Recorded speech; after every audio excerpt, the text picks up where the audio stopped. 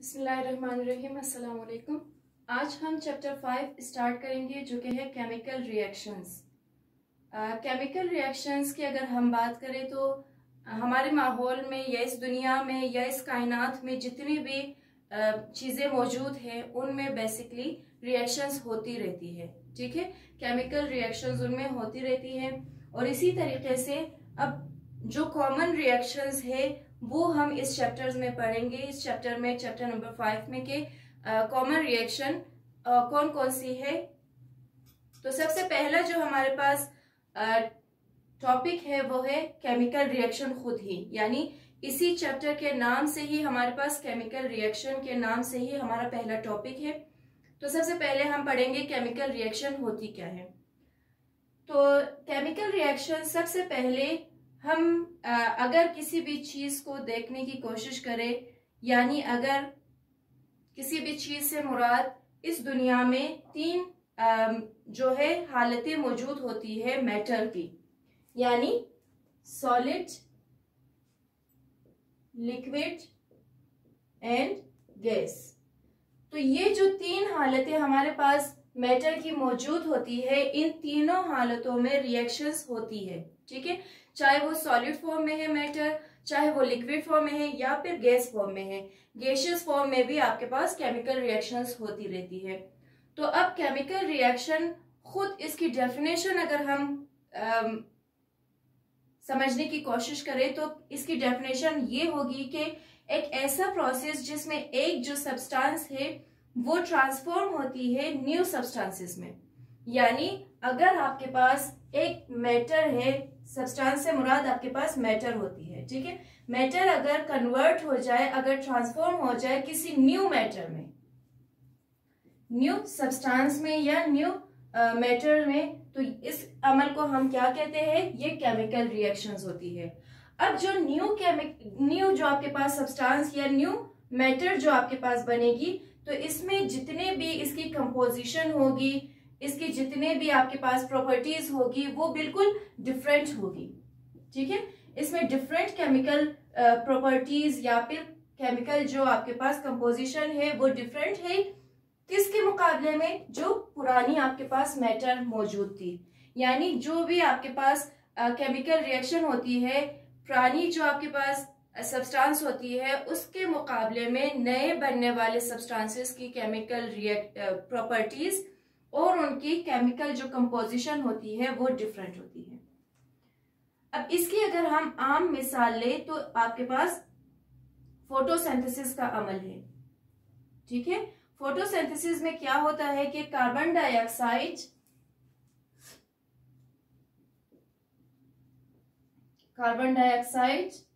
And water, carbon dioxide plus water, ये दो चीजें केमिकली रिएक्ट करती है। ठीक है, जब ये रिएक्ट करती है, किस चीज की मदद से ये रिएक्शन होता है, एक होती है सनलाइट, ठीक है, सूरज की रोशनी की मदद से ये केमिकल रिएक्शन होता है, उसकी भी मदद ली जाती है। और दूसरा क्लोरोफिल जो कि किसी भी प्लांट के लीव्स में मौजूद होता है, जो कि किसी भी लीफ को सब्ज कलर आपको दिखाई देती है। ठीक है, वो क्लोरोफिल की वजह से ही होता है। तो सनलाइट और क्लोरोफिल की मदद से केमिकल रिएक्शन होती है कार्बन डाइऑक्साइड और पानी का किसी भी पौधे में, और इसके अमल में या इसके बदले में आपके पास क्या बनती है, ग्लूकोज और ऑक्सीजन बनता है। ठीक है, यानी सनलाइट और कौन सी चीज आपके पास होती है, क्लोरोफिल।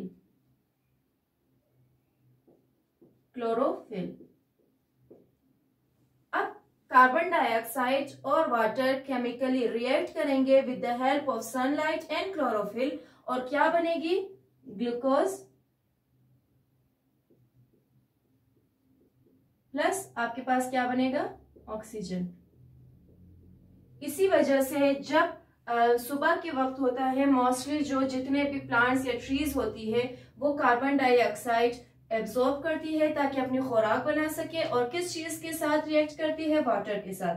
किस चीज की मदद से, सनलाइट और क्लोरोफिल की मदद से। जब ये रिएक्शन होता है तो आपके पास क्या बनती है, ग्लूकोज और ऑक्सीजन बनती है, और जो ऑक्सीजन बनता है किसी भी ट्री के रिएक्शन की वजह से, तो वो ऑक्सीजन जो है वो रिलीज की जाती है हमारे एटमॉस्फेयर में, जिसकी वजह से कहा जाता है कि दरख्त बहुत ही फायदेमंद साबित होती है ऑक्सीजन के प्रोडक्शन में। यानी कार्बन डाइऑक्साइड जितनी ज्यादा होगी वो एब्जॉर्ब करेंगे सुबह के वक्त और ऑक्सीजन रिलीज करेंगे, फिर शाम को इसका उलट होगा कि वो ऑक्सीजन एब्जॉर्ब करती है और कार्बन डाइऑक्साइड रिलीज करती है।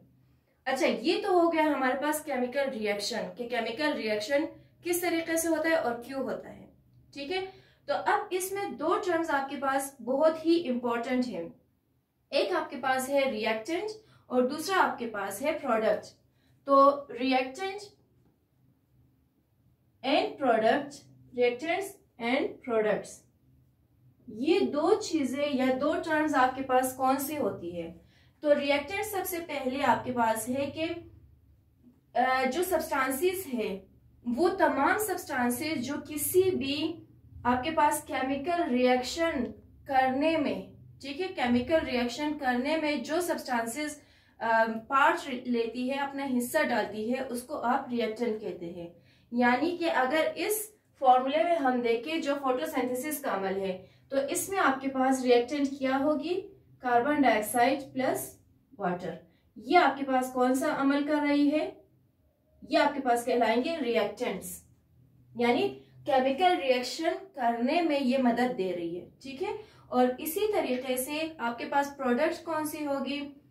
वो तमाम सब्सटेंसेस जो कि किसी भी केमिकल रिएक्शन के नतीजे में बनती है। यानी जब कार्बन डाइऑक्साइड और वाटर केमिकली रिएक्ट करेंगे तो उसके बनने नतीजे में क्या बनेगी? Glucose and oxygen. तो ये ग्लूकोज और ऑक्सीजन ये आपके पास क्या कहलाएगी? प्रोडक्ट। और ये भी याद रखें कि जब भी आप किसी भी केमिकल रिएक्शन को शो कर रहे होते हैं तो बेसिकली रिएक्टेंट जो है वो लेफ्ट हैंड साइड पे लिखा जाता है।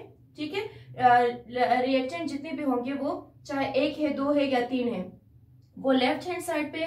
फिर जो भी केमिकल रिएक्शन कर रहा होता है उसको आप एरो के निशान की मदद से आप शो करते हैं यू। ठीक है, और इसी एरो के निशान के ऊपर या नीचे जो चीजें आपको मदद दे रही होती है उस केमिकल रिएक्शन में, जैसे यहाँ पे फोटोसिंथेसिस में सनलाइट एंड क्लोरोफिल मदद दे रही थी, तो आप इसको इस एरो के ऊपर या नीचे लिखेंगे। सही, और लास्ट में राइट हैंड साइड में क्या लिखेंगे? आप प्रोडक्ट्स लिखेंगे, चाहे वो प्रोडक्ट एक है, चाहे दो है या उससे भी ज्यादा है। तो इस तरीके से आप किसी भी केमिकल रिएक्शन को अपने फॉर्मूला की मदद से आप शो कर सकते हैं। तो यहाँ तक आपका केमिकल रिएक्शन खत्म होता है। अब हम पढ़ेंगे इसके चंद एग्जाम्पल जो आपकी बुक में दी गई है। ठीक है, तो इसमें सबसे पहला जो आपके पास एग्जाम्पल है वो है chemical reaction of carbon with oxygen. सबसे पहले हम कार्बन यानी कोल जो आपके पास इसकी बेसिक जो फॉर्म होती है कार्बन की, उसकी प्रॉपर्टीज के बारे में हम पढ़ेंगे। कार्बन खुद एक आंसर है, एक एलिमेंट है। ठीक है, और कोल की यानी कोल या कोयला आप जो कहते हैं वो कार्बन की एक किस्म में शामिल है। सही, यानी कोल कार्बन की एक किस्म कहलाती है या एक उसका टाइप है, और इसी तरीके से जो कार्बन है वो खुद एक एलिमेंट है और ये सॉलिड फॉर्म में मौजूद होता है आपके पास, यानी ठोस फॉर्म में मौजूद होता है। इसका रंग अगर आप देखेंगे तो ये ब्लैक कलर होता है, और कोयला बेसिकली जलाने के काम आती है। कोई भी चीज या ईंधन वगैरह के तौर पर आप इसको जला सकते हैं।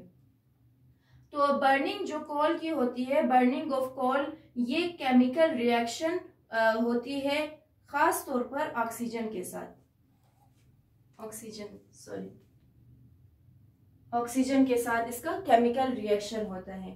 तो आप अगर ऑक्सीजन की बात करते हैं तो ये भी आपके पास एक आंसर होती है। ठीक है, ये भी एक एलिमेंट है, और इसी तरीके से कार्बन भी आपके पास एक एलिमेंट है। जब दोनों में केमिकल रिएक्शन होगी तो यानी ड्यूरिंग बर्निंग अगर आप देखते हैं कोल की ऑक्सीजन के साथ, तो आपके पास कार्बन डाइऑक्साइड गैस जो है वो इवॉल्व हो जाती है और इसी तरीके से हीट प्रोड्यूस होता है, यानी C+O2। अब जो आप चाहे वो कोई भी आंसर हो, कोई भी आपके पास एलिमेंट हो, उसको एक खास सिंबल दिया जाता है पीरियोडिक टेबल में। ठीक है, पीरियोडिक टेबल में उसको एक खास सिंबल दिया जाता है जिसकी मदद से आप किसी भी जो गैसेस वगैरह होती है या एलिमेंट्स जो होती है आपके पास, उनको आप पूरा का पूरा उनका नाम नहीं लिखते, सिर्फ उस सिंबल की मदद से आप उसको शो कर सकते हैं। लाइक अगर आप कार्बन की बात करते हैं तो कार्बन को सिर्फ आप सी लिखकर, कैपिटल सी लिखकर आप डिनोट कर सकते हैं। इसी तरीके से हमने कहा कि कार्बन का किस चीज के साथ अमल होगा, ऑक्सीजन के साथ, तो ऑक्सीजन को O2 से डिनोट किया जाता है। तो जब कार्बन और ऑक्सीजन आपस में रिएक्ट करेंगे तो आपके पास क्या बनेगी, carbon dioxide. Carbon dioxide, di का मतलब हमेशा होता है 2, यानी कार्बन का एक एलिमेंट ऑक्सीजन के 2 एलिमेंट के साथ रिएक्ट करके कार्बन डाइऑक्साइड बनाएगी और इसी तरीके से हीट भी प्रोड्यूस होगा, हीट बनेगी आपके पास। तो ये जो अमल आपके पास है ये केमिकल रिएक्शन की एक एग्जाम्पल है, यानी कार्बन या फिर आप कह सकते हैं बर्निंग ऑफ कोल, या फिर केमिकल रिएक्शन कार्बन और ऑक्सीजन का। अब एग्जाम्पल नंबर 2 आपके पास है chemical reaction of oxygen with hydrogen, यानी हाइड्रोजन और ऑक्सीजन जब आपस में केमिकली रिएक्ट करती है तो इसके नतीजे में क्या बनती है। तो आप इसको कह सकते हैं H और O2, यानी H2O जब आपस में रिएक्ट करती है, यानी हाइड्रोजन और ऑक्सीजन जब रिएक्ट करती है तो आपके पास वाटर फॉर्म होता है, H2O बनती है। आपके पास हाइड्रोजन भी एक एलिमेंट है और ऑक्सीजन भी एक एलिमेंट है। तो इसी तरीके से आपके पास जो हाइड्रोजन और ऑक्सीजन होती है, इनको मैंने पहले ही कहा कि पीरियोडिक टेबल में सिंबल्स की मदद से शो किया जाता है, यानी हाइड्रोजन को H2 के सिंबल दिया गया है, H2 का सिंबल, और इसी तरीके से ऑक्सीजन को O2 का सिंबल दिया गया है। जब ये दोनों रिएक्ट करेंगे तो आपके पास क्या बनेगी, आपके पास बनेगी H2O। अब यहाँ पे आप देख सकते हैं कि इस तरफ रिएक्टेंट में हाइड्रोजन की तादाद 2 है, H2 है, प्रोडक्ट में हाइड्रोजन की तादाद 2 है, H2, ऑक्सीजन की रिएक्टेंट में तादाद 2 है, लेकिन हाइड्रोजन प्रोडक्ट में ऑक्सीजन की तादाद 1 है। तो इसको हम बैलेंस करने का जो अमल है वो हम नेक्स्ट टॉपिक में पढ़ेंगे, जो कि बैलेंसिंग ऑफ केमिकल रिएक्शन है। ठीक है, अभी फिलहाल आप इतना जहन में रखें कि जब ऑक्सीजन और हाइड्रोजन केमिकली रिएक्ट करती है तो इसके नतीजे में आपके पास क्या बनता है, वाटर फॉर्म होती है। अब थर्ड इसका जो आपके पास एग्जाम्पल है वो chemical reaction of methane with oxygen है। मीथेन क्या होती है, जो आम गैसेस आप घरों में इस्तेमाल करते हैं उसका जो साइंटिफिक नेम है वो मीथेन है। ठीक है, तो मीथेन जब ऑक्सीजन के साथ रिएक्ट करेगी तो इसके रिएक्शन के बदले में क्या आपके पास प्रोड्यूस होगा, carbon dioxide and water. Methane जो एक आपके पास आंसर है वो CH4 इसका आप कह सकते हैं फॉर्मूला है या इसका सिंबल है। ये जब केमिकली रिएक्ट करेगी ऑक्सीजन के साथ तो आपके पास क्या बनेगी, carbon dioxide plus water, H2O।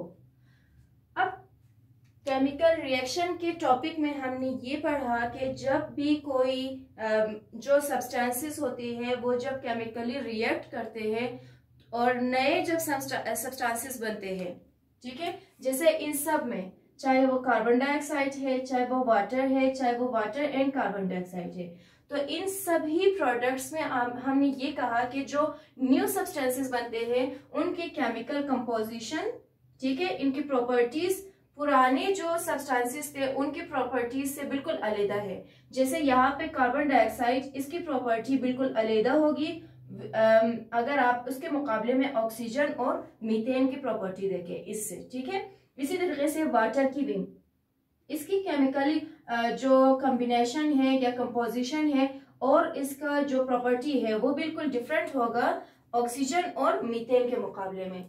तो ये आपके पास है केमिकल रिएक्शन और उनकी 3 जो आपके बुक में इनकी एग्जांपल्स दी गई है। इसी के साथ ही आपका ये जो फर्स्ट टॉपिक है केमिकल रिएक्शन वो खत्म होता है।